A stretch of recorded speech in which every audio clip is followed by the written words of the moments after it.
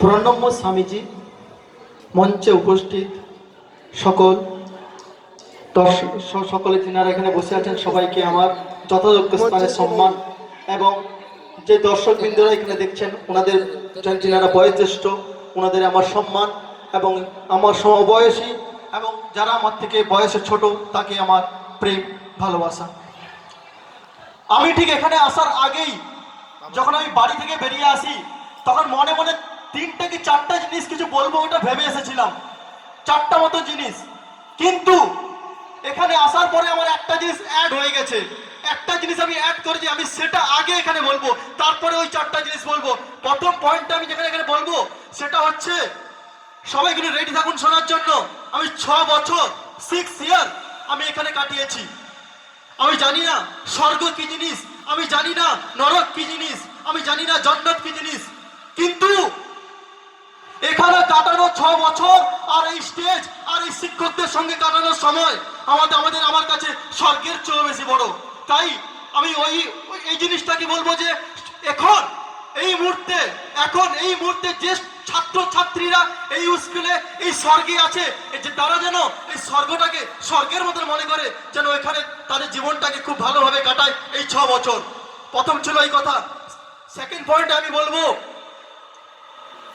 যে এখানে এই মুহূর্তে অনেক ছেলেমেয়েরা, আমি আমার কালকে আমি জাস্ট 8 ঘন্টার জন্য রাত্রে এসেছিলাম, এসে দেখলাম 2-4 জন ছেলেকে জিজ্ঞাসা করলাম যে তোমরা কোন কিসে পার্টিসিপেট করেছো, তখন তারা বললো আমি অনেকগুলোতে পার্টিসিপেট করিনি, অনেকগুলোতে করেছি, আর কিছুতে করিনি। কারণ এখানে আমিও যখন পড়তাম সেই সেম রুল ছিল যে প্রথমে একটা কম্পিটিশন হয়। এখানে সাপোজ বিবেকানন্দ নিয়ে কে বলবে স্টেজে, সে প্রথমে একটা কম্পিটিশন হয়, যে ফার্স্ট হবে সেই বলবে স্টেজে এসে, আর কেউ বলবে না। কিন্তু আবৃত্তি হোক, বিবেকানন্দ জীবনী বলা হোক, বা যে কোনো নাটক হোক না কেন, সবকিছুই এখানে যারা ভালো পারে তাদেরই তুলে ধরা হয়। কিন্তু প্রথমে ওদের মধ্যে কম্পিটিশন স্কুলের মধ্যে হয়। আমি ক্লাস 5 থেকে 10 পর্যন্ত যতবারই আবৃত্তি হয়েছে, যতবারই বিবেকানন্দ নিয়ে কিছু বলা হয়েছে, সমস্তবারই আমি নাম দিয়েছি, কিন্তু কোনোবারই ফার্স্ট সেকেন্ড থার্ডের মধ্যে হতে পারিনি, কোনোবারই হয়নি আমি। কিন্তু তখন যে স্যারদের সামনে বলার কনফিডেন্সটা আজকে আমাকে বিশ্বের 6টা দেশে আর বিভিন্ন মহাদেশে পৌঁছে দিয়েছে। তাই এই জন্য আমি সমস্ত ছেলেকে এনকারেজ করতে চাইবো যে এখন যে স্কুলে পড়ছে ফার্স্ট সেকেন্ড থার্ড হওয়ার জন্য নয়, শুধু ওদের স্যারদের সামনে বলে যে কনফিডেন্স আসা, বলার প্র্যাকটিসটা করে রাখতে হবে। 2 নম্বর পয়েন্ট ছিল এটা। 3 নম্বর পয়েন্ট, আমি জানি না এই কথাটা কতটুকু ভালো লাগবে কতটুকু খারাপ লাগবে, কারণ সবাই পলিটিক্স কথাটাকে অনেক খারাপ ভাবে নিয়ে নেয়। আমি পলিটিক্স নিয়ে কিছু বলবো না এখানে। আমি খেতে বসেছিলাম, ওইখানে আমার সাইডে যিনারা দুজন বসছিলেন, ওনাদের দুজনের মধ্যে আলাদা হয়েছে, ও পার্টি করে এ পার্টি করে। আমি একটাই কথা বলবো, 2011-র ব্যাচ আমরা, মানে 2011-র ব্যাচ আমরা, কোনো এ পার্টি সে পার্টি নই, ঠিক তাই তো? আমার বন্ধুরা এখানে বসে আছে। নম্বর 1, আমরা তনুয়া স্কুলের ছাত্র, মানে আমাদের পিছনে তনুয়া স্কুলের ছাত্র স্ট্যান্ড, আমরা আলাদা কিছু নেই। তনুয়া স্কুলের ছাত্র মানে তনুয়া স্কুলের ছাত্র, তাই তো? হ্যাঁ তো সবাই যিনারা অনেকে শুনছেন। 3 নম্বর ছিল এটা। 4 নম্বরে আমি বলবো, যেহেতু স্বামীজির স্কুল আর কালকে যে দিনটা চলে গেছেন বিবেকানন্দের জন্মদিন, সেটাকে আমরা ইউথ ডে হিসাবেও পালন করি।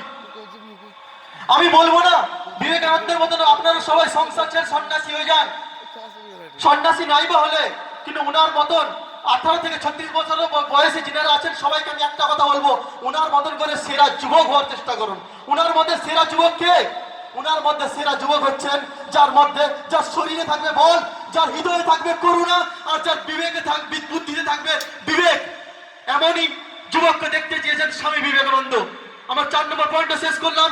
লাস্টে 5 নম্বর পয়েন্টে 2-3টে কথা বলে আমি চলে যাব। আমি এই যে লাইনটা বলবো 5 নম্বর লাইনটা, ওটা আমার নিজের নয়।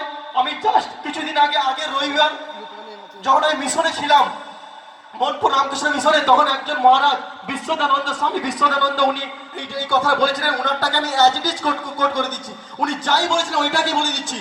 স্বামী বিবেকানন্দকে যদি হৃদয়ে রাখা যায়, যদি স্বামী বিবেকানন্দকে হৃদয়ে রাখা যায়, তাহলে একজন পশু হয়ে উঠবে মানব, আর মানব হয়ে উঠবে মহামানব, আর মহামানব হয়ে উঠবে দেবতা, ঈশ্বর। ধন্যবাদ আপনাদের সবাইকে, আমার প্রণাম। আপনাদের আমিন। এই স্কুলও যেন বড় হয় আর আমাদের সমস্ত বন্ধুরা যেমন একদিন বড় হতে পারে। সবাইকে আমার তরফ থেকে প্রণাম জানাচ্ছি।